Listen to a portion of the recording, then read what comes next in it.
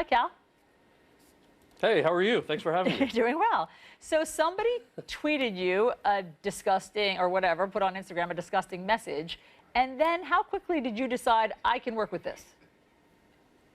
I mean, people tweet ridiculous things all the time, right? Or comment on Instagram posts. And I kind of saw this and I thought, we're all feeling really, I think, inspired to do the right thing. And the Women's March was a great example of coming together and standing up against this sort of tyranny that we're experiencing right now.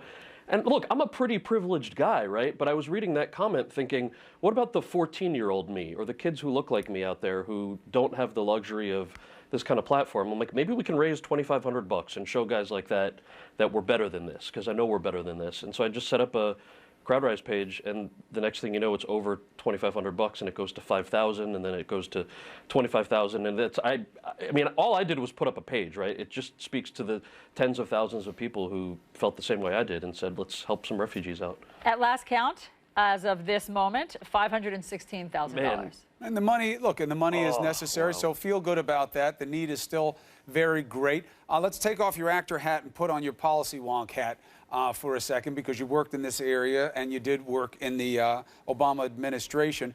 The President of the United States just put out a tweet that, one, calls this executive order a ban. We've been getting a lot of pushback this morning from Trump supporters saying don't call it a ban. Well, he says it's a travel ban. He just called it a ban. He said if the ban were announced. But I'm saying it's a ban. It's not a moratorium. It's not just a delay. It's a ban. That's what it is. Call it what it is. Yeah.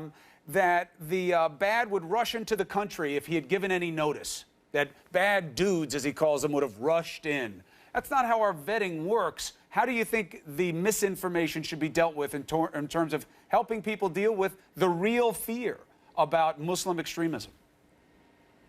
Well, you just had service members on who I think articulated this really well. I think what the president's saying and doing is completely ridiculous. Who are these bad dudes who are miraculously coming in, you know, with 10 hours notice? Is it the Army interpreters who we detained yesterday over the weekend? I mean, these are folks who saved American soldiers' lives. Are those the people who are the bad dudes? I mean, I find that insulting, frankly, just as an American citizen, that you would infer that anybody who helped our soldiers stay alive are somehow bad dudes. We have a vetting process in place. America has been a place that welcomes people from around the world.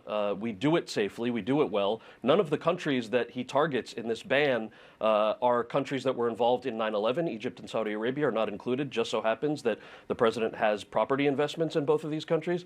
I mean, you don't even have to read between the lines on how ridiculous this is. It makes us less safe, which I know you guys have talked about earlier today. And thankfully, you have tens of thousands of people who are rallying around saying, this is not who we are as Americans. We're not standing up for this, and I'm hoping that, you know, what the senators are doing today on the Hill will help get rid of this executive order. So last night was the SAG Awards, and this came up, and there were lots of various celebrities who used their platform to talk about this. Maybe we have a clip that we can show you. I hope so. Watch Good this. evening, fellow SAG-AFTRA members and everyone at home and everyone in airports that belong in my America.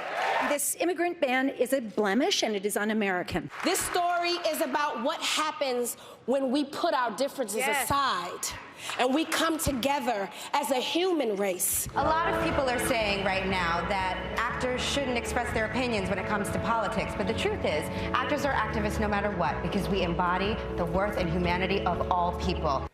Cal, what do you think about that? Does it help or hurt when privileged celebrities take a stand on these awards shows?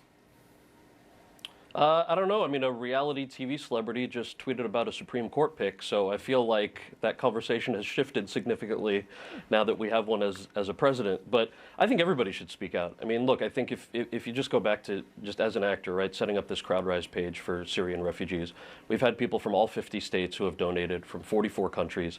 I think everybody has a voice right now. Everybody is speaking out. You've had, you know, people participating in the Women's March, people who congregated at airports to support the folks who were being detained over the weekend. It's kind of a beautiful thing, and it's an opportunity for everybody, whether you're a celebrity or not, frankly, to raise your voice and make sure that we don't stand for what's happening in our names right now. Hey, Cal, what's your message out there to, as you said eloquently earlier, people who look like me, who say, wow, they hate me in this country. They really do believe that I'm a terrorist.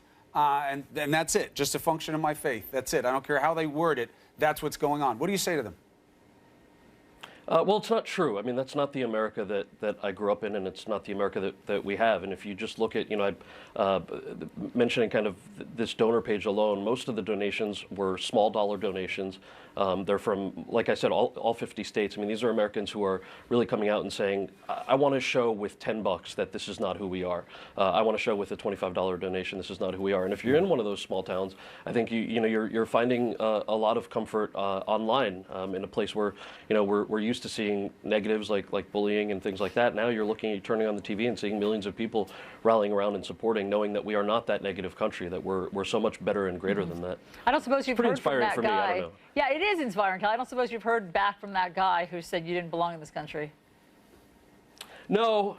I think I'm instead focusing on the 12,000 amazing people who have brought the pot up to $500,000. I mean, that's the, I like to focus on the positive. I like to, look, I think this is one of the lessons we learned from Barack and Michelle Obama. When they go low, we go high, and there's so much power and beauty in turning something hateful into love, and that's sort of what I feel we're surrounded by right now, which is an amazing thing.